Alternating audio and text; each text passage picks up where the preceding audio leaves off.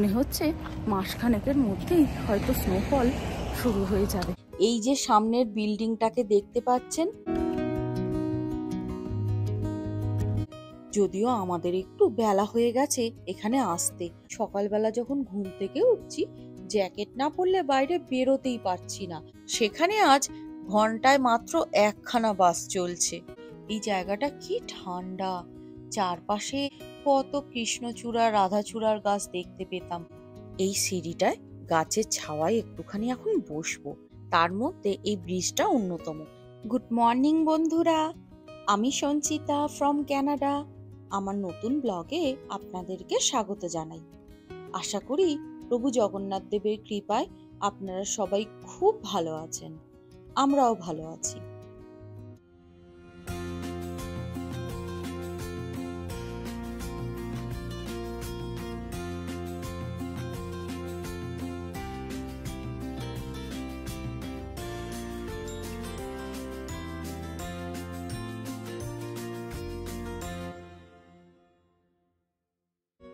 আজকে সোমবার, সকাল এখন 8টা বাজে।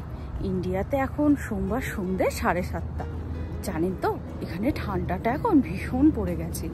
এখন টেম্পারেচার ওই 6 ডিগ্রির মতন হবে।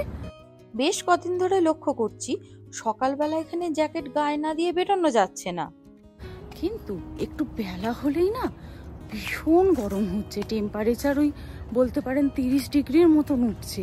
আবার সন্ধ্যের পর থেকে ধীরে ধীরে ঠান্ডার পরিমাণ বাড়তে শুরু করছে। মনে হচ্ছে মাসখানেকের মধ্যেই হয়তো স্নোফল শুরু হয়ে যাবে। আজকে আমরা চলেছি এডমন্টন শহরের একটা বিখ্যাত জায়গায়। এডমন্টন সিটি বলে গুগলে সার্চ করলে প্রথমেই যে কয়েকটা ছবি বা ইমেজ সামনে আসে, এটা তাদের মধ্যে অন্যতম। চলুন যেতে যেতে আপনাদের সাথে কথা বলি। বাস থেকে নেমে এই মিনিট 10 হাঁটা পথ আর কি। আর জানেন তো, এই প্রসঙ্গে আপনাদের সাথে একটা মজার কথা শেয়ার করি। এই যে সামনের বিল্ডিংটাকে দেখতে পাচ্ছেন, এতদিন আমরা ভাবতাম এটা একটা চার্চ। আর সোহমের বাবা এখান দিয়ে বাসে করে কোথাও গেলে প্রায়ই বলতো একদিন ছুটির দিনে এই চার্চটায় বেড়াতে আসবো। অনেকবার ভেবেছি জানেন এখানে আসার কথা। যাই হোক, যেটা বলছিলাম, এখানে আসার পর জানতে পারলাম এটা কোনো চার্চ নয়, এটা অ্যালবার্টা লেজিসলেচার বিল্ডিং। মানে সহজ করে বলতে গেলে আমাদের এই অ্যালবার্টা প্রভিন্সের বা রাজ্যের সংসদীয় ভবন।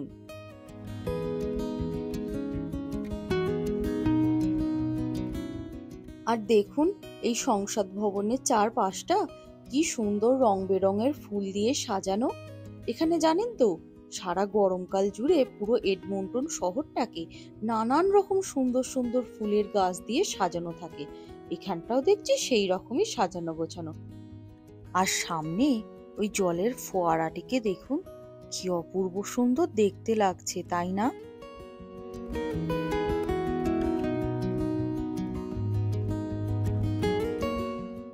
চারপাশটা পরিষ্কার পরিচ্ছন্ন, সাজানো গোছানো, পুরো সিনেমার মতো, দুর্দান্ত সুন্দর। যদিও আমাদের একটু বেলা হয়ে গেছে এখানে আসতে, তবে বেশি বেলাও হয়নি জানেন, এখন সবে সকাল 9:30 বাজে, কিন্তু রোদ্দুরটা ভীষণ গায়ে লাগছে। আমার মনে হয় আরো একটু সকাল সকাল যদি এখানে আসতে পারা যায়, এই ধরুন না সকাল 8টার মধ্যেই, তাহলে মিষ্টি মধুর রোদটাও উপভোগ করা যাবে আর এই অপূর্ব সুন্দর জায়গাটা ঘুরে বেড়াতে দুর্দান্ত লাগবে। এখনো ভালো লাগছে, কিন্তু রোদটা খুব কড়া। আসলে এই কদিন দেখছি সকালবেলা যখন ঘুম থেকে উঠছি, জ্যাকেট না পরলে বাইরে বেরোতেই পারছি না, এত ঠান্ডা।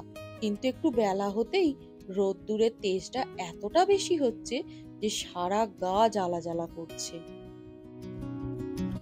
আজকে জানেন তো, এখানে সরকারি ছুটির দিন।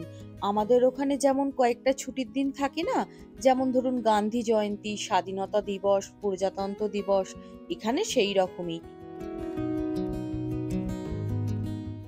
আজকে কানাডাতে শ্রমিক দিবস বা লেবার ডে। প্রত্যেক বছর সেপ্টেম্বর মাসের প্রথম সোমবার কানাডাতেই লেবার ডে পালন করা হয়। আর সেই জন্যই হয়তো আজকে বাইরের লোকজনও বেশি দেখতে পাচ্ছি না। আজকে বাসও জানেন তো সংখ্যায় খুব কম রয়েছে। অন্যদিন যেখানে 15 মিনিট অন্তর অন্তরই বাস পাওয়া যায় কোনো কোনো রুটে, সেখানে আজ ঘন্টায় মাত্র একখানা বাস চলছে। আজকে আমাদের রুটের প্রথম বাসটাই ছিল 8টার সময়, সেই জন্যই এখানে পৌঁছাতে 9:30 বেজে গেল। এই জায়গাটা কি অপূর্ব সুন্দর দেখুন, আর এত রোদের তাপ থাকা সত্ত্বেও এই জায়গাটা কি ঠান্ডা।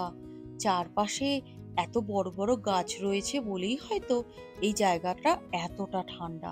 আর কত সুন্দর সুন্দর ফুলের গাছ দিয়ে সাজানো দেখুন। তবে জানেন তো, আজকাল যখন চারপাশে দেখি অনেক গাছ কেটে ফেলা হচ্ছে, আমার মনটা না ভীষণ দুঃখে ভরে যায়। ছোটবেলায় আমাদের বাড়ির চারপাশে কত কৃষ্ণচূড়া রাধাচূড়ার গাছ দেখতে পেতাম, আর এখন তা একদমই দেখতে পাই না।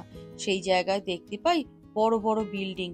হয়তো আধুনিক যুগের সঙ্গে তাল মিলিয়ে চলতে গেলে উন্নত জীবনযাত্রার প্রয়োজন, কিন্তু একে একে সমস্ত গাছ কেটে ফেলা হচ্ছে বলেই হয়তো পৃথিবীও ধীরে ধীরে উত্তপ্ত হয়ে উঠেছে। আজকে আমরা এখানকার এডমন্টন শহরের একটা বিখ্যাত ব্রিজ আছে, সেখানে বেড়াতে এসেছি। প্রায় জানেন বছর 4 ধরে আমরা এখানে আসবো বলে অনেকবার চিন্তা করেছি, কিন্তু কখনো আসা হয়ে ওঠেনি। আজকে ভাবলাম ঘুরেই আসি। গুগলে দেখাচ্ছে এখনো 2 মিনিট হাঁটতে হবে। ওই দেখুন দূরে দেখা যাচ্ছে ব্রিজটা। আর এই দিকে দেখুন একবার রাস্তাটা কতটা ঢালু। যদি জোরে হাঁটতে গিয়ে একবার হোঁচট খাই তাহলে আর হাঁটতে হবে না, গড়িয়েই পৌঁছে যাব। আর জানেন তো, এই জায়গাটা এডমন্টন শহরের ডাউনটাউন এরিয়ার মধ্যেই পড়ে, কিন্তু এর আগে কখনো পার্টিকুলার এই এরিয়াটাতে আমাদের আসার সুযোগ হয়ে ওঠেনি। ও বাবা, এই দেখুন এখানে আবার কতগুলো পায়রা।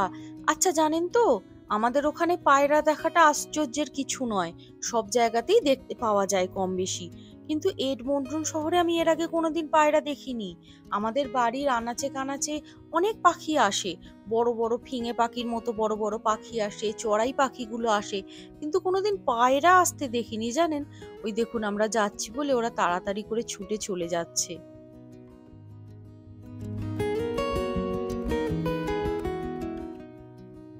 আমরা তো প্রথমবার এইখানে এলাম, চলুন দেখি কেমন অভিজ্ঞতা হয়।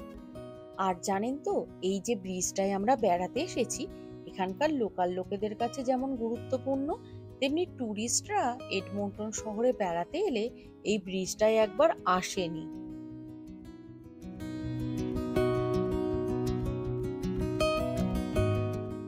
আপনারা যদি এডমন্টন লিখে গুগলে সার্চ করেন, এই ব্রিজটার ছবি প্রথমেই দেখতে পাবেন। আর জানেন তো, এই ব্রিজটা নর্থ সাসকাচুয়ান রিভারের ওপর তৈরি করা। আর নর্থ সাসকাচুয়ান রিভার তো আপনাদের আমি অনেক ভিডিওয় দেখিয়েছি। গরমকালে ওর জল যখন বইতে থাকে তখন একরকম দেখতে লাগে, আবার শীতকালে যখন নদীটার জল জমে যায় তখন আর এক রকম সুন্দর দেখতে লাগে। আর জানেন তো, এই যে ব্রিজটা, এই ব্রিজটা একটা নতুন ব্রিজ বলতে পারেন। 2017 সালে জনগণের উদ্দেশ্যে পুনরায় খুলে দেওয়া হয়েছে। এই ব্রিজটাকে আর্চের আকারে তৈরি করা হয়েছে। বেশ সুন্দর দেখতে, তাই না বলুন? এখানে আগে যে ব্রিজটা ছিল সেটা চালু হয়েছিল 1913 সালে, আর তখন এই ব্রিজটার নাম ছিল 5th স্ট্রিট ব্রিজ। আর এখন এই ব্রিজটার নাম হচ্ছে ওয়াল্টার ডেল ব্রিজ। আগের ব্রিজটা 100 বছরের পুরনো ছিল। এটা যদিও 2017 সালে রিওপেন করা হয় জনসাধারণের উদ্দেশ্যে, কিন্তু এটা আপগ্রেড করা হয়েছে পুরনো ব্রিজটার ওপরেই।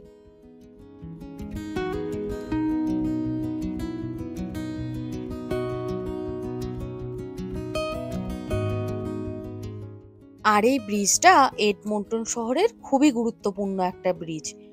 এক তো বলতে পারেন শহরের হাজার হাজার যানবাহন এর ওপর দিয়ে নিত্য যাতায়াত করে, আর একটা কারণ হলো এটা একটা আইকনিক স্থাপত্য হিসাবেও বিখ্যাত। লোকেরা হাঁটাহাঁটি করতেও এই ব্রিজটায় আসে। এর দুধারে হাঁটাচলা করার জন্য বা সাইক্লিং করার জন্যও আলাদা করে রো করা আছে। আপনারা যদি সকালবেলা বা সন্ধেবেলা এখানে বেড়াতে আসেন, দুর্দান্ত লাগবে। ব্রিজটায় পায়ে হেঁটে ঘুরতে। আমরা ভাবছি এই সিঁড়িটায় গাছের ছাওয়ায় একটুখানি এখন বসবো, তারপর ব্রিজটা পায়ে হেঁটে পার হব। ব্রিজের ওপর দাঁড়িয়ে নিচ দিয়ে যে নদী বয়ে যাচ্ছে সেটা দেখতে দুর্দান্ত লাগবে। অথবা আপনারা যদি চান, এই যে নদীর ধার বরাবর অনেকগুলো ট্রেল করা আছে, সেখানেও ঘুরে আসতে পারেন।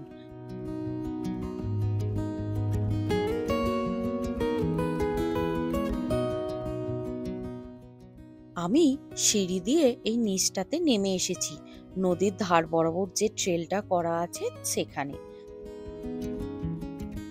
আপনারা যদি এখানে সকালবেলা বা বিকেল বেলায় বেড়াতে আসতে পারেন, দেখতে পাবেন এই নদীর ধার বরাবর ট্রেলগুলোতেই অনেক লোকেরা সাইক্লিং করছে, জগিং করছে, হাঁটছে। এই দেখুন, একজন সাইকেল নিয়ে পাশ দিয়ে গেল। আমি ওপরে বসে বসে দেখছিলাম এখানে অনেকজন সাইক্লিং করতে এসেছে, অনেকে হাঁটছে, অনেকে জগিং করছে। তাই ভাবলাম একবার সিঁড়ি দিয়ে নিচে নেমেই দেখি ট্রেলটা কত দূর অব্দি গেছে। দেখলাম ট্রেলটা নদীর ধার বরাবর অনেক দূর পর্যন্ত গেছে। এই ব্রিজটার ওপর দিয়ে আমরা অনেকবার গেছি জানেন তো, কিন্তু এর আগে কখনো সুযোগ হয়নি এখানে নেমে একটুখানি পায়ে হেঁটে ঘোরার। আর আপনারা যদি গুগলে সার্চ করে দেখেন এডমন্টন শহর সম্পর্কে, দেখবেন অনেকেই এই ব্রিজটাতে এসে ফটো তুলেছে বা ব্রিজটায় এসে রিলস বানিয়েছে। এই এডমন্টন শহরে যে কটা বেড়াতে যাওয়ার জায়গা আছে তার মধ্যে এই ব্রিজটা অন্যতম। সেই জন্যই সকলেই চেষ্টা করে যখন এখানে আসে এডমন্টন শহরে বেড়াতে এই ব্রিজটার ফটো তুলে নিয়ে যাওয়ার। আর জানেন তো, ব্রিজটা খুবই অত্যাধুনিক ডিজাইন আর টেকনোলজি দিয়ে তৈরি করা। অন্যান্য ভিডিওতে যেমন বলেছি রিভার ভ্যালি এরিয়া, এই ব্রিজটাও এই রিভার ভ্যালি এরিয়াতেই পড়ে। আর জানেন তো, এই রিভার ভ্যালি এরিয়াটা খুবই সুন্দর। নদীর ধার বরাবর যেমন সুন্দর ট্রেল, তেমন সুন্দর করে সাজানো গোছানো। এক কথায় অপূর্ব সুন্দর। বলতে পারেন এই এরিয়াটা একটা জাঁকজমকপূর্ণ এরিয়া। যাই হোক, হাঁটতে হাঁটতে আমরা নদীর এপারে চলে এসেছি। আর ব্রিজটার এপারেতেই রয়েছে বাস স্টপেজ। যখন আমরা এখানে এলাম তখন বাস আমাদের নামিয়েছিল মিনিট 10 আগে, কিন্তু বাড়ি যাওয়ার সময় দেখছি ব্রিজটার গায়ে বাস স্টপেজ রয়েছে। আর জানেন তো, ব্রিজটা ওয়ান ওয়ে। আর সেই জন্যই এখানে আসার সময় আমাদের বাস থেকে নেমে মিনিট 10 হাঁটতে হয়েছে। যাই হোক, ভালোই হলো জানেন, এখান থেকেই বাস পেয়ে যাব, আর ব্যাকে 10 মিনিট হাঁটতে হবে না।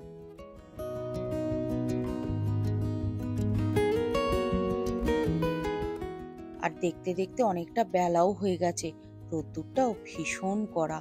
আমাদের বাড়ি পৌঁছাতে এখনো ঘন্টাখানেক সময় লাগবে।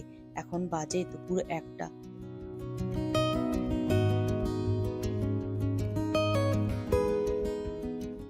আর চলুন ভিডিওটাও এখানেই শেষ করি। আর ভিডিওটা যদি আপনাদের ভালো লেগে থাকে তাহলে লাইক, শেয়ার ও সাবস্ক্রাইব বা ফলো করতে ভুলবেন না। আর সাবস্ক্রাইব করে বেল নোটিফিকেশনটা অলে সিলেক্ট করে দেবেন, তাহলে যখনই আমি নতুন কোনো ভিডিও দেবো তার নোটিফিকেশন সবার আগে আপনাদের কাছে পৌঁছে যাবে। আজ তবে আসি, দেখা হবে পরের অন্য একটি নতুন ভিডিওতে খুব তাড়াতাড়ি। সবাই খুব খুব ভালো থাকবেন।